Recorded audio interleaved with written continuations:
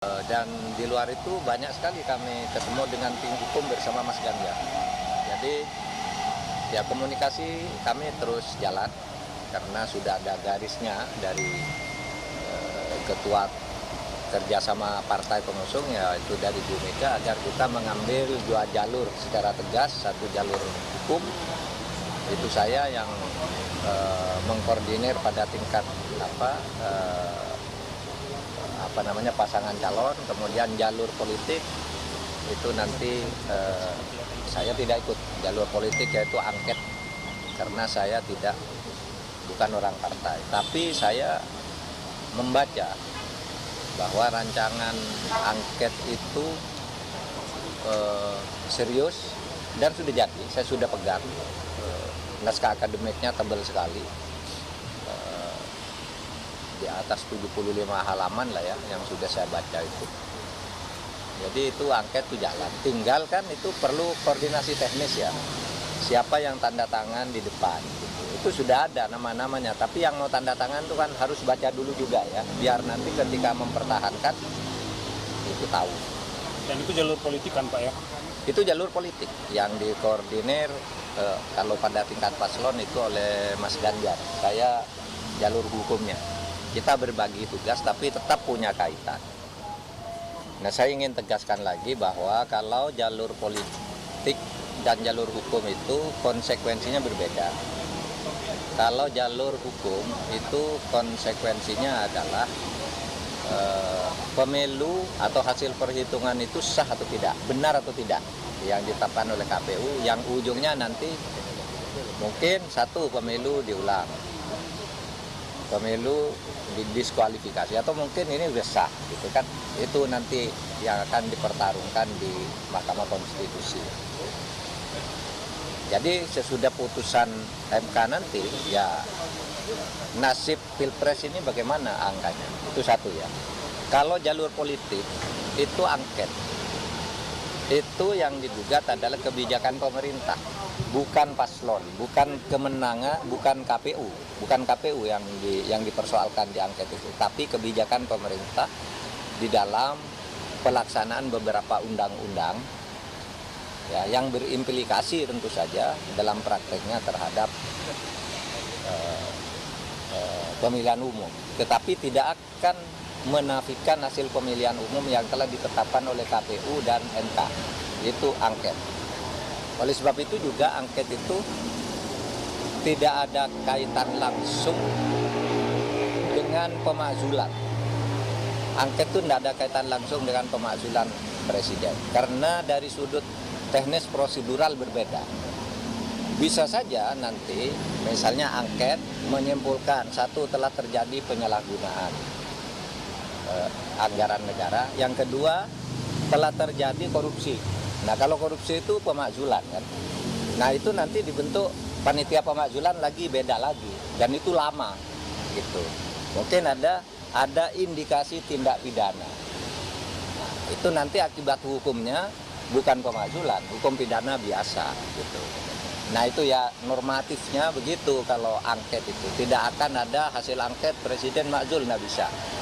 Harus hanya rekomendasi bahwa penggunaan anggaran salah, baru nanti kalau salah itu terkait dengan 5 hal: korupsi, penyuapan, pengkhianatan terhadap negara, lalu ada tindak pidananya, dan ada pelanggaran etik ya, itu baru proses sendiri pemakzulan, yang itu diusulkan oleh sepertiga anggota DPR, sidangnya sekian lama, lalu pembutuhan komisi, lalu sidang pleno dihadiri 2/3, keputusannya disetujui oleh 2/3, itu lama. Oleh sebab itu angket yang sekarang ini tidak ada hubungan langsung dengan pemakzulan, tetapi bisa saja ada kaitan pidananya, yang itu tidak terikat waktu Oktober atau kapanpun. Kalau pidana itu kan lama ya, daluarsa. Tadi Prof mengatakan sudah ada daftar nama-nama anggota yang disiapkan untuk tanda tangan hak angket itu dari parpol mana saja kah? Apakah hanya di musuhnya Pak Bapak saja, atau sudah untuk musuhnya Pak Anies Mohaimin juga daftar? Itu yang masih dikoordinasikan. Kalau dari timnya Amin kan sudah mengatakan siap. Dengan atau tanpa PDIP, mereka kan akan angket juga. PDIP sudah pasti iya. Kan tinggal digabung aja kalau gitu. Gitu. Biar tidak sendiri-sendiri. Jadi daftar tersebut baru dari PDI Perjuangan saja ya, Pak? Ya, tapi yang tahu partai ya, saya tidak boleh nyebut siapa-siapa karena saya tidak ikut langsung di situ, tidak boleh. Tapi ada kemungkinan mandek nggak sih Prof? Karena kan yang fraksi juga baru mengusulkan juga fraksi saja. Ada kemungkinan mandek Apa? hak angket tersebut. Angket. Ya mungkin tidak. Kalau saya melihat semangatnya itu tidak akan mandek untuk tahap pengusulan ya. Nah, nanti perdebatannya di tahap persetujuan. Apakah mau dilanjutin usul ini atau tidak itu nanti semua partai kan ikut. Gitu. Nah nanti kita lihat di situ. Kalau saya baru saja lihat ceramahnya Pak Yusuf Kalla di UI kemarin, memang angket ini diperlukan. Karena pemilu ini menurut Pak Yusuf Kalla ini pemilu terburuk sepanjang sejarah pemilu di Indonesia. Sejak tahun 55 sampai sekarang ini pemilu terburuk. Dan kalau ini tidak ada angket, nanti akan menjadi tradisi ketatanegaraan di mana setiap pemilu orang yang akan menang itu orang yang paling punya akses ke kekuasaan dan punya uang. Dan mau menyalahgunakan uang. Itu kata Pak Yusuf Kalla ya di Dan menurut saya itu pandangan seorang negarawan. Kalau saya mengatakan gitu, Pak Mahfud kan paslon pastilah gitu.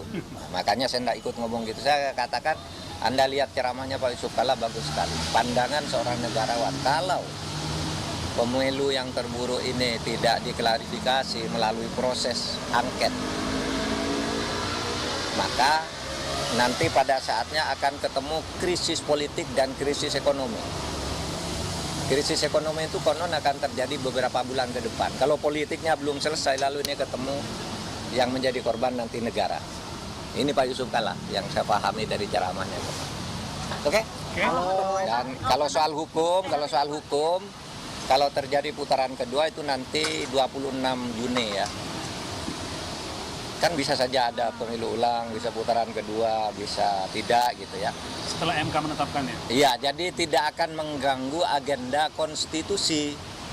Kalender konstitusi tidak akan terganggu karena memang KPU sudah menjadwalkan 22 sampai 25 itu minggu tenang ya.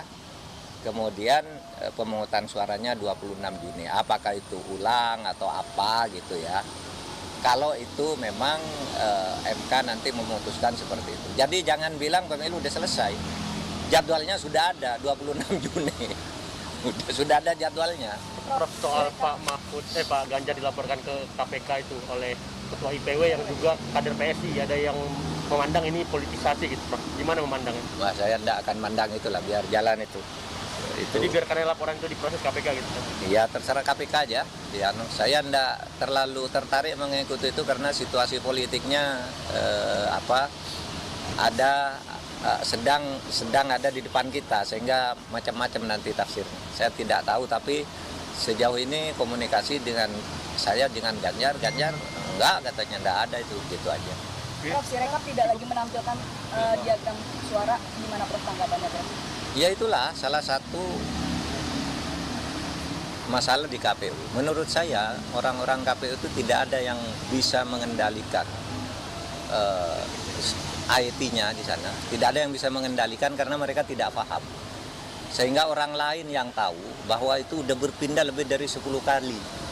Tempat penyimpanan datanya dan sebagainya itu, servernya, itu kan sudah ada tanggal sekian berpindah, tanggal sekian ditutup, tanggal sekian ini data masuk, lalu dikeluarkan lagi, masuk lagi. Menurut saya KPU itu bukan sengaja, dia tidak tahu, tidak menguasai teknologi mereka. Ya sama dengan saya lah. Oleh sebab itu, saya usulkan audit digital forensik untuk menilai ya IT dan Sirekap terutama KPU itu, karena sudah ada fakta-fakta digital bahwa itu berpindah sekian kali gitu, dan itu siap dipresentasikan. Nah, mereka mengatakan, oh ini sudah diaudit, siapa yang mengaudit mereka? Kalau mengaudit kok masih terjadi seperti itu kalau memang sudah diaudit? Makanya perlu audit independen. KPU harus berani untuk membuka dirinya. Kalau mereka jujur, ya diaudit saja. dan akui saya memang tidak menguasai, saya tidak bisa mengendalikan karena saya bukan ahli IT, kan gitu aja. Dia tidak punya ahli IT yang mengendalikan sendiri. Nah kalau berani diaudit saja, tidak ada hubungannya ini dengan hasil pemilu nanti, audit ini. Ini hanya dengan kinerja KPU. Jangan takut juga partai-partai tidak setuju audit gitu misalnya. Tidak akan berubah pada hasil yang nanti ditetapkan berdasar hitungan manual. Tapi audit ini penting agar ke depannya orang tidak ugal-ugalan seperti KPU sekarang. Udah diperingatkan pelanggaran etik beberapa kali gitu kan. Sebenarnya udah secara moral udah tidak. Seharusnya udah mundur lah. Tapi ya mereka tidak mau juga. Mungkin terikat kontrak untuk tidak mundur. Oke, cukup ya. Satu lagi Prof, kemarin Mas Hasto mengatakan ada algoritma yang mengunci suara Pak Ganjar dan Pak Mahfud maksimal 17%. Itu tanggapan dari Prof gimana? Ya biar aja diolah oleh masyarakat lah ya. Kalau itu kan udah lama, sebelum pemilu kan sudah ada. Sebelum pemungutan suara isu itu sudah ada. Udah dikunci sekian dan angkanya persis, tinggal nanti pembuktiannya aja. Itu kan jadi bahan untuk gugatan KMK juga nanti untuk itu atau lewat angket. Ya nantilah dilihat aja nanti. Yuk.